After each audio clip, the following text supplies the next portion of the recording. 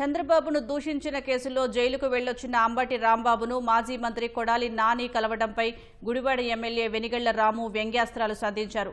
ఏ jail అయితే బాగుంటుందో కనుక్కోవడానికి అంబటిని కొడాలి నాని కలిశారని ఎద్దేవా చేశారు. ప్రజలు పూర్తిగా మర్చిపోయిన వ్యక్తి గురించి మాట్లాడటం వ్యర్థమన్నారు. రెడ్ బుక్లో ఆయన ఉన్నాడా లేదా అనే దాంట్లోంచి మనకి రేపు పొద్దున క్లారిటీ వచ్చిందండి. అది త్వరలోనే అదే చెప్పారు కదా చంద్రబాబు నాయుడు గారు.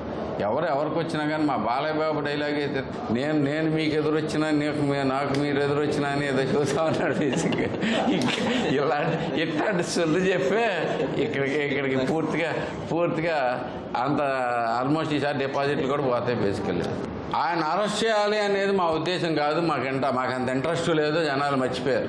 ఎంత లేదన్నా 20 ఏళ్ళు శాసనసభ్యుడిగా ఉన్నాడు. ఓకే, ఏమవ్వబోతుంది అనేది తెలుసు. ఎందుకంటే తను చేసిన పాపాలన్నీ ఇప్పుడు బయటకు వస్తున్నాయి. బేసికల్లీ ఏదో ఒకటి అవుతుంది అనే ఉద్దేశంతో ఆ భయంతో ఉన్నాడు.